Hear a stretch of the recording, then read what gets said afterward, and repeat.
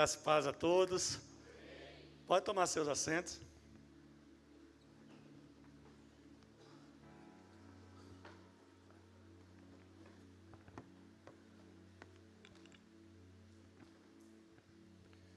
É uma alegria estar mais uma noite aqui com vocês, participando desse congresso tão importante, um congresso que fala sobre família, um congresso que tem como objetivo alcançar os lares, trazer cura, libertação, restauração das famílias.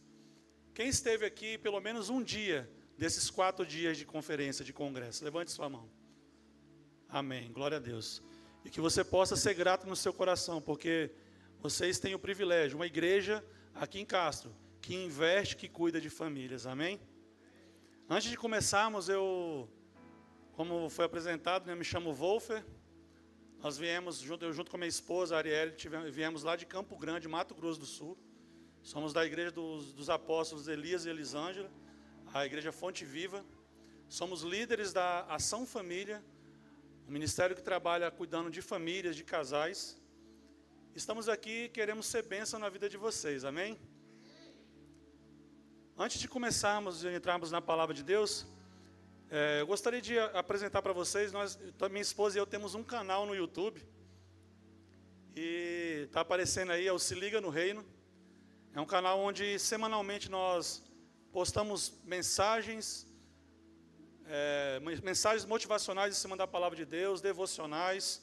Também postamos ali ministrações, onde Deus tem usado as nossas vidas para levar o Evangelho do Senhor. Se você puder depois, entra lá, pesquisa no YouTube, Se Liga no Reino, é essa logo aí, e nos segue lá. Assista aos vídeos, curta, compartilha, amém? Também gostaria de apresentar agora a foto da minha família. Essa é a minha família. Ali, do lado direito da foto, está o meu filho mais velho, Gustavo. No lado esquerdo da foto, o Eduardo. Gustavo, 21 anos. O Eduardo, 18. O Eduardo agora também já é pai, então eu já sou avô. Aqui ao centro está a minha esposa e os nossos 2 filhos. O Antônio Vitor, de 15 anos, e o João Pedro, de 8. Então essa é a minha família. Uma família que Deus me deu como um presente. E que é o motivo de, muitas vezes, enfrentarmos tantas lutas do dia a dia. Seja no trabalho, seja na comunidade, seja na igreja. É o que me move. É saber que eu tenho uma família para levar para o céu. Amém? Glória a Deus. Nessa noite, o Senhor colocou uma palavra no meu coração para estar trazendo para a igreja. Nesses 4 dias de conferência, nós aprendemos desde quinta-feira um direcionamento para os nossos filhos, um direcionamento para a nossa casa, a nossa família. Ontem estivemos aqui ministrando e eu falei sobre o propósito de Deus para as famílias, que é que elas sejam abençoadas nessa terra. Minha esposa também trouxe uma palavra poderosa ontem sobre perdão e disse que uma grande marca de uma família que permanece, uma família duradoura, é que as pessoas têm corações perdoadores. Mas de nada adianta se a nossa família, no final das contas, não for salva. Nada adianta se nós conseguirmos ter casas boas, carros bons, e nossa família não for salva. Então o Senhor colocou no meu coração o tema para essa noite: salvo tu e a tua família. O texto que nós vamos ler está lá em Atos 16, do versículo 25 ao 33. Eu estou usando a versão King James atualizada. Você que pode, acompanhe aí na sua Bíblia. Abra ela ou ligue no celular. Atos 16, do versículo 25 ao 33, diz assim: por volta da meia-noite, Paulo e Silas estavam orando e entoando hinos de louvor a Deus, enquanto os demais presos ouviam. De repente, aconteceu um terremoto tão violento que os alicerces da prisão foram abalados. No mesmo momento, todas as portas se abriram e as correntes que prendiam a todos se soltaram. o carcereiro despertou do sono e, vendo abertas as portas do cárcere, desembainhou sua espada a fim de se matar, pois concluíra que os presos todos houvessem escapado. No entanto, Paulo gritou: não te faças isso, eis que estamos todos aqui. Então o carcereiro pediu luz, correu para dentro e, trêmulo, atirou-se aos pés de Paulo e Silas. Em seguida, conduzindo-os para fora, rogou-lhes: senhores, o que preciso fazer para ser salvo? Eles prontamente lhe afirmaram: crê no Senhor Jesus, e assim serás salvo, tu e os de tua casa. E lhe ministraram a palavra de Deus, bem como a todos de sua casa. Naquela mesma hora da noite, tomando-os consigo, lavou-lhes os ferimentos, e logo foi batizado, ele e todas as pessoas de sua casa. Amém? Feche teus olhos, curva sua cabeça por um instante. Espírito Santo de Deus, estamos aqui, Pai, rendidos ao teu nome, meu Deus. E nessa hora, Pai, nós oramos pedindo que o Senhor possa encontrar em nós um coração, meu Deus, como uma terra fértil, para que a tua palavra, meu Senhor, possa ser ministrada, para que a tua palavra, Senhor, entre e cause transformação nas nossas vidas, meu Pai. Que o Senhor possa falar conosco de forma clara, concisa, e que o Senhor possa trazer um entendimento aos nossos corações, meu Pai. No nome santo de Jesus, nós oramos e repreendemos todo o ataque do maligno, toda distração, e nós te agradecemos no nome santo de Jesus. Amém e amém. Essa noite o Senhor colocou uma palavra no meu coração, uma palavra de esperança, uma palavra que fala sobre salvação. E Deus, Ele já preparou um plano perfeito de salvação para nós. Cutuca o irmão que está do seu lado e diz para ele: Jesus é o plano perfeito de salvação. Jesus é esse plano perfeito de salvação. Quando nós lemos, e a palavra de Deus fala sobre uma esperança, o quão ruim é um homem que vive sem esperança. Um homem que está e que vive nessa situação de que não tem esperança do amanhã. Ele não apenas vive, ele está só sobrevivendo. Não tem projeto, não tem perspectiva de nada. E Deus não nos chamou para vivermos sem esperança, porque Cristo é a nossa esperança, amém? Cristo é a esperança da nossa casa, da nossa família. No texto que nós lemos um relato muito forte de algo que estava acontecendo. Vai dizer, logo no primeiro versículo nós lemos, que por volta da meia-noite, já era tarde da noite, Paulo e Silas, eles estavam orando e cantando, louvando, adorando o Senhor. Mas se nós formos ler alguns versículos anteriores, nós vamos ver por que aqueles homens estavam presos. Porque eles tinham realizado uma libertação. Uma jovem que estava possessa de um espírito de adivinhação, aqueles homens fizeram a libertação e por isso estavam na prisão. Mas note que mesmo na prisão, por algo bom que eles tinham feito, eles não estavam murmurando nem reclamando. Talvez nós, por tão pouco, por tão menos, deixamos de adorar, orar, engrandecer o nome do Senhor. A Bíblia nos diz que já era tarde da noite. E que eles estavam orando, adorando ao Senhor. E sabe o que é mais interessante? Que a Bíblia também diz que havia outros presos naquele lugar com eles. E os presos estavam prestando atenção no que aqueles homens estavam fazendo. Mas existia um homem que estava naquele lugar de oração, naquele lugar de adoração, mas que não se atentou para o que estava acontecendo. Note que os presos estavam desfrutando da liberdade em Jesus, mas o carcereiro estava dormindo. Os presos, homens talvez violentos, assaltantes, assassinos, estupradores, ao se deparar com aquele momento de adoração e oração, onde eu creio que a presença do Espírito Santo era forte, acalmou-se a tempestade no coração deles, a violência cessou, e a Bíblia diz que eles estavam prestando atenção no que estava acontecendo. Mas aquele carcereiro, o guarda, a pessoa que estava cuidando deles estava dormindo. Eu pedi a Deus em minhas orações que colocasse uma palavra de salvação em meu coração para trazer para esse congresso. E Deus me disse que muitos de nós estamos como aquele guarda, dormindo. Dormindo. E isso é mais comum do que nós imaginamos. A palavra de Deus, ela vai dizer que, em muitas situações, ela narra pessoas que estavam dormindo em momentos que talvez não era para dormir. E sabe qual que é a principal característica de quem dorme? Ela não consegue ver o que está acontecendo em volta. Aquele que dorme não se atenta para o que está acontecendo. Quem aqui já teve uma experiência de repente, alguma notícia, algo chega até você, e parece que todo mundo sabia, menos você. Aí se for, caiu a ficha. Muitas vezes nós estamos assim nas nossas casas, dormindo espiritualmente, sem saber o que está acontecendo com os nossos filhos, sem saber com quem nossos filhos falam na internet, o que eles assistem.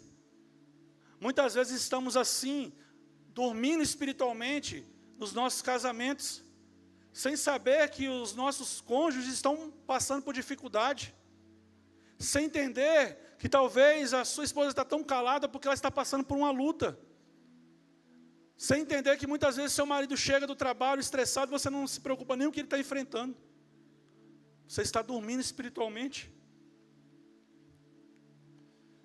E Satanás usa dessa sonolência para entrar e destruir as nossas casas. Satanás usa dessa sonolência para fazer um estrago na minha e na sua vida. Mas nós temos situações em que nós podemos descansar. Não estou aqui dizendo que nós não podemos descansar em Deus. Mas tem situações que nós precisamos nos manter alerta, acordado. Imagina a seguinte situação, um motorista, enquanto ele está de folga, ele pode descansar. Mas será que ele pode tirar um cochilo quando ele está no volante? Algo terrível pode acontecer, né? E certamente vai acontecer se ele não acordar. Em Atos capítulo 20, do versículo 7 ao 12, depois vocês podem ler, vai narrar a história de um rapaz chamado Eutico. Ele estava num culto como esse. E Paulo estava pregando, e as pregações de Paulo demoravam. Vai dizer que já era meia-noite em frente, e Paulo continuava pregando. Em dado momento, aquele menino dorme. E ele cai de uma janela. E a notícia que chega, morreu o menino. Nós sabemos da história em que Paulo vai lá e o ressuscita. Mas aqui nós entendemos que às vezes nós podemos estar dentro do culto, dentro da igreja, e dormindo espiritualmente.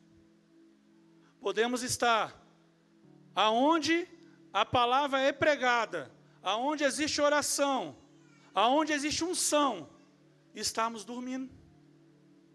Estarmos dormindo. No Evangelho de Jesus, conforme escreveu Mateus, no capítulo 26, do versículo 36 ao 42, vai contar algo muito interessante. Jesus estava para ser entregue. Os romanos já estavam procurando para prendê-lo. E a Bíblia vai dizer que Jesus, então, ele parte em direção ao Getsêmani para orar. E aí ele chama os seus discípulos. Ao chegar lá, ele vai se afastar por um breve momento para orar, e ele traz consigo os 3 mais próximos, Pedro, Tiago e João. E Jesus fala para eles, meu espírito está sofrendo. Me ajudem em oração, vigiem. Então Jesus se afasta um pouco para orar. E quando ele volta, os 3 estão lá, poderoso, orando e marchando. Amém ou não amém? Não amém. Quando Jesus volta, eles estão o quê? Dormindo.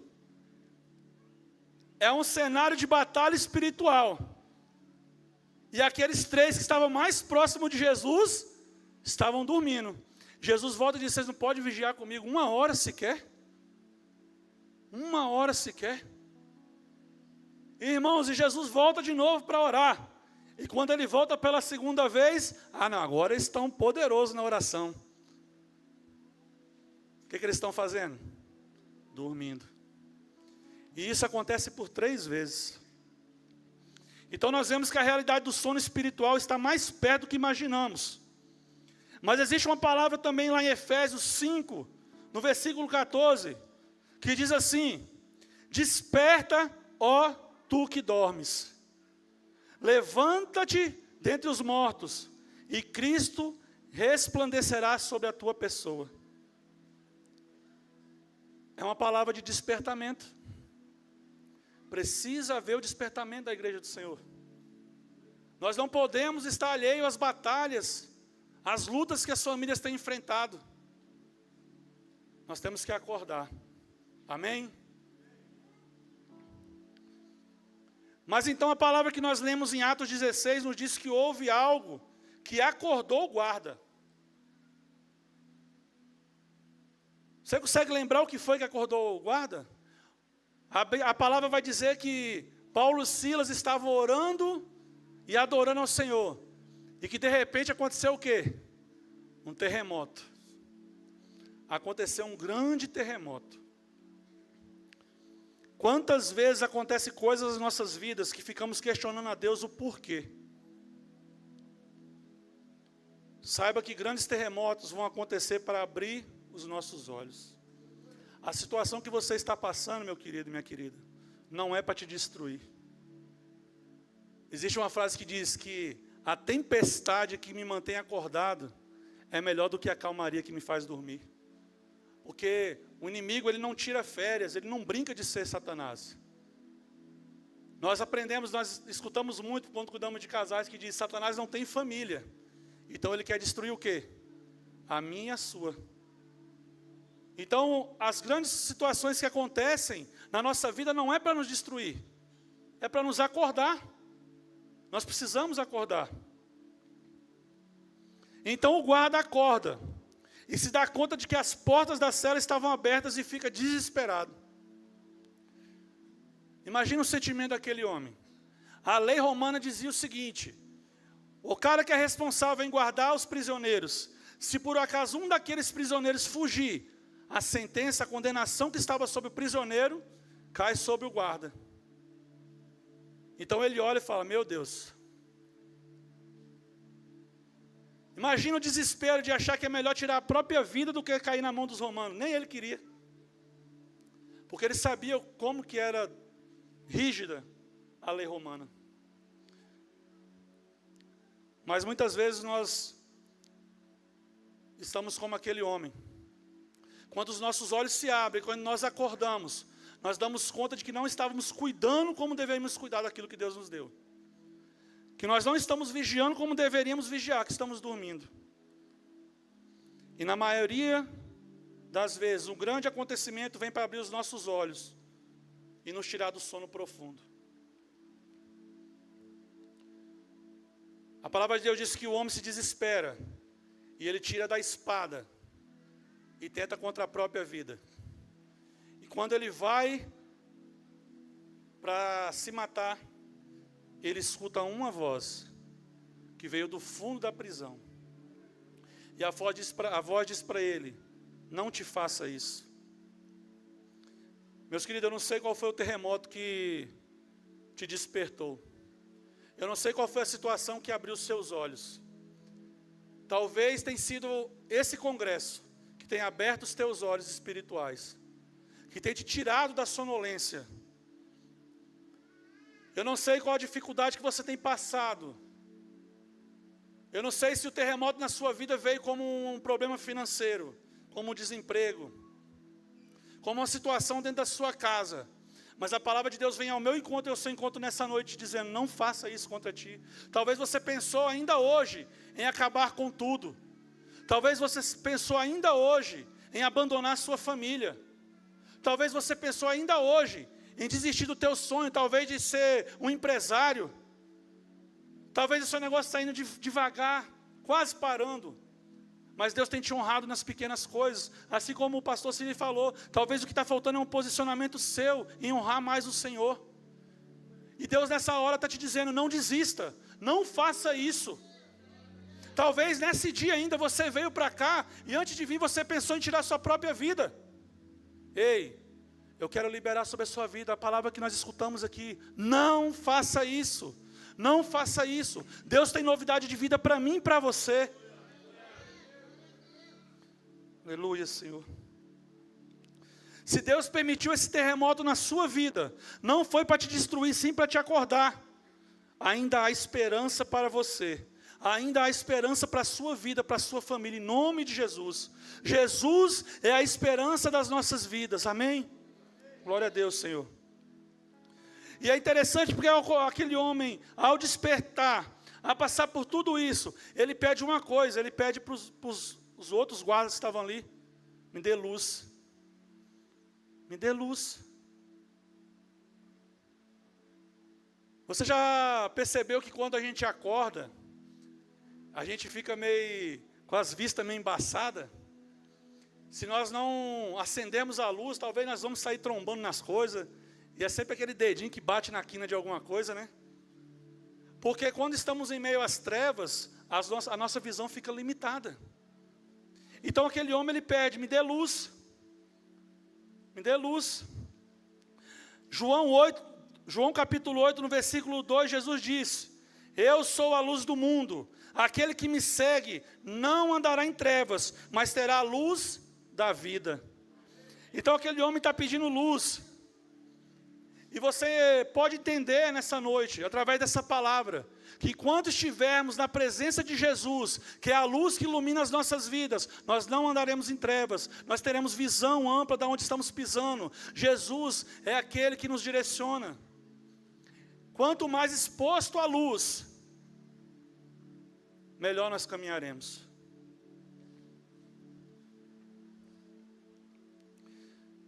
Então o guarda, ele vê que nenhum dos presos fugiram. Quando a luz entra nas nossas vidas, nós começamos a enxergar o problema de outra forma. Nós começamos a enxergar os desafios que nós temos no dia a dia de outra forma. Aquilo que nós achávamos que era para a nossa destruição, Deus mostra: não, era só para te despertar. Era só para te acordar, era só para te dar uma chacoalhada. Cutuca o irmão que está do seu lado e diz para ele assim: acorda. Diga para ele: acorda. Aleluia, Senhor. Então o guarda começa a ser ministrado por Paulo e Silas. E toma uma atitude muito importante que devemos ter em mente. Ele entendeu que aquilo que os homens estavam ministrando era muito poderoso. Era muito poderoso. Sabe por quê? Quando ele chega diante de Paulo e Silas, ele questiona: o que eu preciso fazer para ser salvo? Mas a palavra que vem de encontro para ele não é o que você precisa para somente você ser salvo. Existe uma palavra que diz que se você crer, isso é Paulo falando para ele, se você crer, não vai ser só você salvo. Vai ser você e a sua família. Vai ser você e sua família. E essa palavra veio tão de encontro no coração daquele homem, entrou tão forte no coração daquele homem, que ele não quis ficar com essa palavra só para ele. Ele convida Paulo e Silas para irem até a casa dele. Lá em Lucas capítulo 8, do versículo 41 em diante, vai narrar uma história muito interessante, com certeza você já escutou.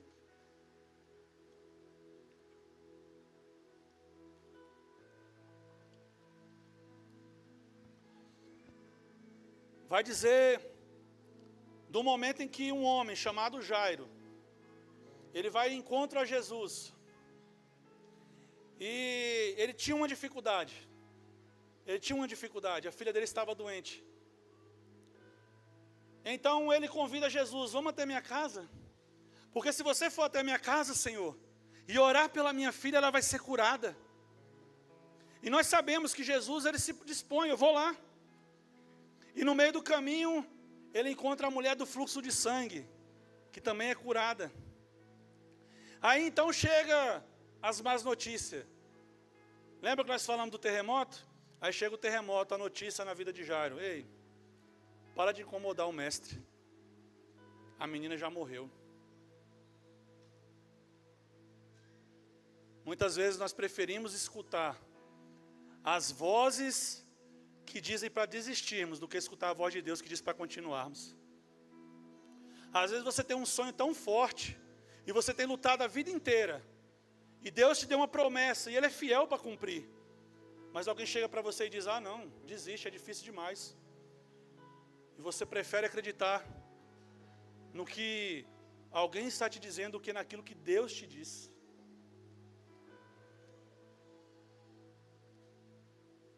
Então, Jesus ele vai até a casa de Jairo. E ele ressuscita a menina.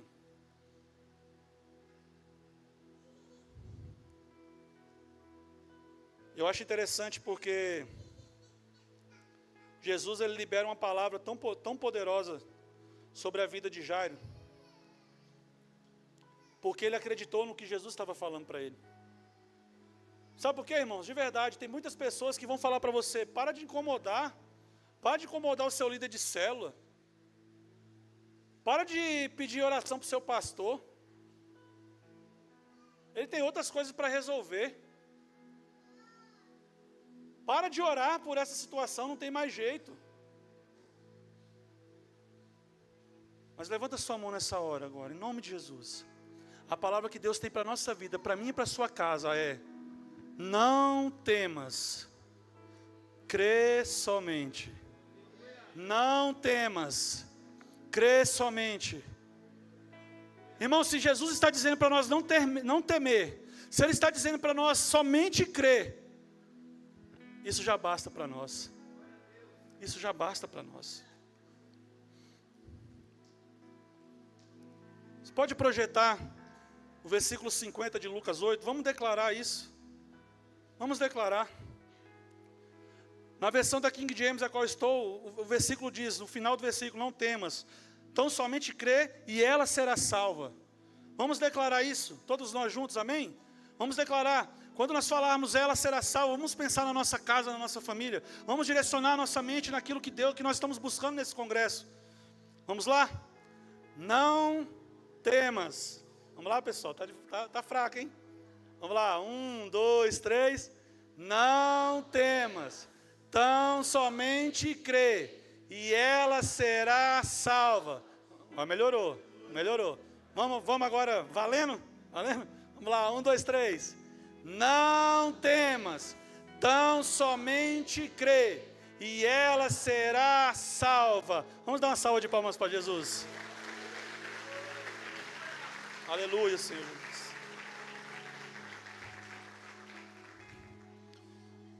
Nos versículos 32 e 33 de Atos, nós vemos que o cenário mudou. Porque vai dizer que Paulo e Silas não estavam apenas ministrando mais para aquele carcereiro, já estava ministrando para a casa dele inteira. A Bíblia nos diz que todos foram ministrados, que todos creram. Imagina o poder dessa palavra, gente. Onde falar do testemunho de Jesus Cristo. Aquele homem que outrora estava dormindo, foi acordado por um grande terremoto, tentou tirar a própria vida, agora estava com a sua família rendida aos pés de Jesus. Sabe o que está faltando para nós? É levarmos o Jesus que nós encontramos aqui na igreja, todo domingo. É quarta-feira que tem culto aqui, pastor? Quarta? Quinta? Nós viemos aqui, nós estamos aqui na quinta-feira, nós estamos no domingo, nós vamos encontrar o Espírito Santo de Deus, amém?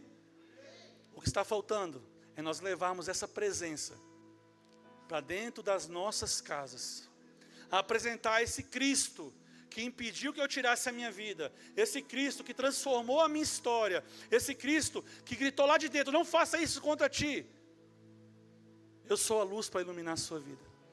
Nós precisamos levar esse Cristo para as nossas casas. Nós precisamos levar esse Cristo, essa história, essa narrativa tão emocionante que é a palavra de Deus, que nos traz esperança.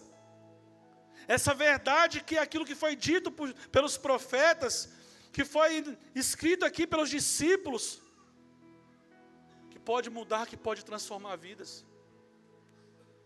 E a Bíblia vai dizer que, meus queridos, você imagina que de uma situação de desespero virou uma vigília. Virou uma vigília. Vocês, a gente tem, eu sou meio crente doido, tá? A gente às vezes se reúne em casa depois do culto lá para conversar um pouquinho. E quando a gente olha no relógio é 3 horas da manhã. Falando de Jesus. Falando do Evangelho. Aquele homem pegou Paulo e Silas e levou para a casa dele. E a Bíblia vai dizer que a família inteira creu em Cristo. E naquela mesma noite foram batizados. Jesus tem pressa para salvar a minha casa e a sua casa. Nós precisamos levar Jesus para dentro dos nossos lares. Quem aqui é anfitrião de célula? Levanta a mão. Poucas pessoas.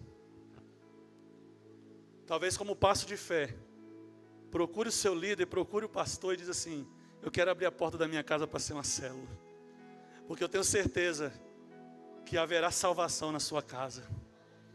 Haverá salvação na sua casa. Aleluia, Senhor. Essa é uma noite de salvação na cidade de Castro. Eu vejo pela fé famílias sendo salvas nesse lugar. Eu vejo pela fé famílias sendo salvas. Em Romanos, capítulo 10, no versículo 9, vai dizer: se com a tua boca confessares a Jesus como Senhor, e em teu coração creres que Deus o ressuscitou dentre os mortos, serás salvo. Serás salvo. Aleluia, Senhor. Será salvo. Se coloque de pé em nome de Jesus. O Espírito Santo.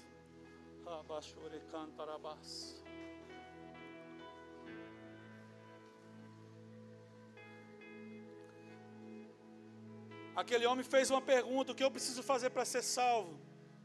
E Deus direcionou: não é apenas você. A salvação ela está acessível não apenas a você, mas ela está acessível a toda a sua casa. Toda a sua casa. Em Josué, no capítulo 24, no versículo 15, o final vai dizer: eu e a minha casa serviremos ao Senhor. Eu e a minha casa serviremos ao Senhor. Meus queridos, nessa hora, eu peço até permissão dos pastores aqui. Se você está aqui nesse culto, se você está aqui nesse congresso, e você ainda não entregou sua vida para Jesus Cristo, levante a sua mão aí onde você está. Se você não entregou sua vida para Jesus, levante a sua mão. Há uma necessidade do céu, o céu te espera. O céu te espera. O seu coração anseia por encontrar com Jesus. Se você estava afastado dos caminhos do Senhor, se você, por qualquer que seja o motivo, se afastou da presença de Deus, eu quero te convidar a reconciliar com Ele hoje, para que você e a sua casa sejam salvos. Você que está aí com a sua família, talvez o espaço seja pequeno, mas venha com a sua família até o altar. Venha com a sua família até o altar, saia do seu lugar, vem. Isso é um desafio, não é para crente medroso, é para crente corajoso. Saia do seu lugar e venha até aqui na frente com sua família. Venha até aqui na frente com sua família. Quem vai ser a primeira família a chegar aqui? Venha.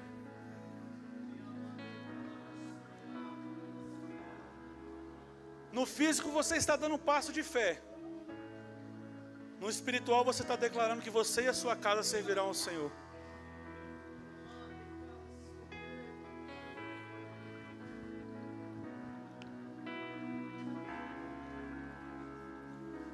Existe salvação para minha e para a sua casa. Existe salvação para mim e para a sua família.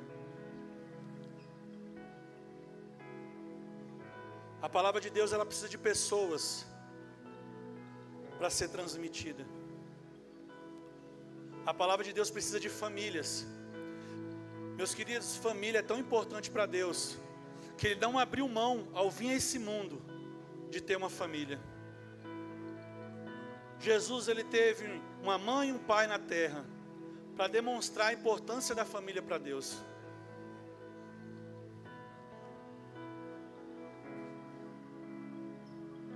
Vamos orar. Espírito Santo de Deus, obrigado, meu Pai, por cada família aqui, Senhor. Famílias que irão mudar a realidade dessa cidade, meu Deus. Famílias que entenderam nesse congresso a importância que elas têm para o Senhor.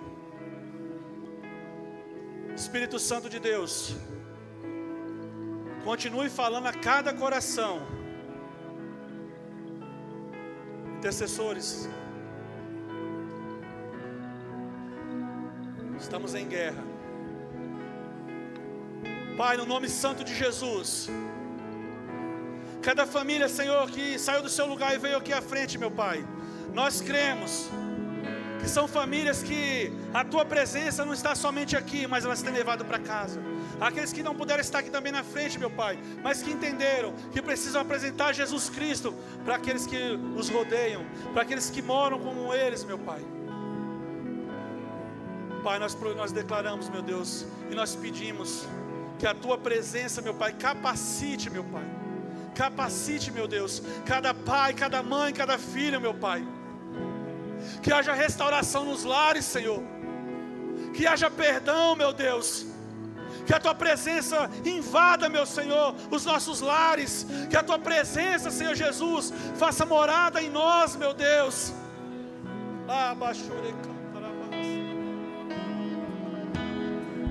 Que as famílias, Senhor, possam viver em harmonia, meu Deus. Que haja felicidade. Que haja felicidade nos lares, meu Pai. Que possa ser quebrado todo o jugo do maligno, meu Deus, que traz tristeza aos corações. Nós repreendemos agora todo espírito em nome de Jesus, de depressão, meu Pai. Devolve, Senhor, a alegria ao coração dessa mãe. Devolve, Senhor, a alegria ao coração desse pai. Oh, meu Deus, restaura os sonhos desses filhos, meu Deus. Restaura o sonho desses filhos, Senhor Jesus. Espírito Santo de Deus, obrigado, meu Pai, por esse congresso. Obrigado, Senhor, por levantar uma igreja nessa cidade, meu Pai, que cuida e se importa com as famílias, meu Deus. Nos ajude, Senhor, nos ajude. Nos ajude a ser melhores pais. Nos ajude, Senhor, a ser melhores maridos e esposas. Nos ajude, Senhor, a ser melhores filhos. Que nós possamos declarar, meu Deus, todos os dias: eu e a minha casa serviremos ao Senhor. Que nós possamos, Senhor, ter a certeza da salvação que nos espera, da salvação que alcançamos pela cruz do céu, que o Senhor já preparou morada, não apenas para mim, mas para toda a minha família.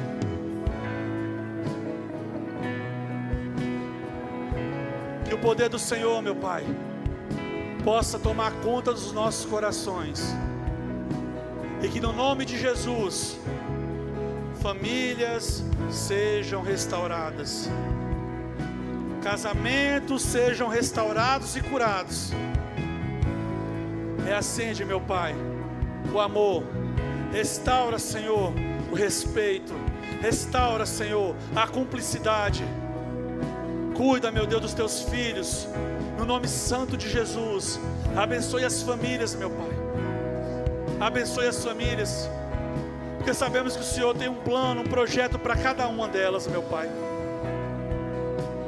Oh, Senhor, nos ajuda como pais a direcionar os nossos filhos. E como filhos, Pai, nos ajuda, Senhor, a honrar os nossos pais.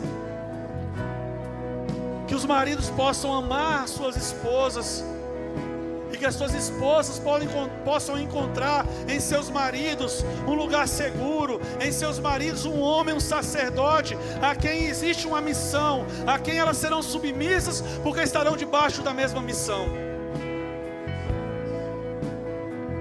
Obrigado, Senhor, pelo Teu poder nesse lugar, meu Pai.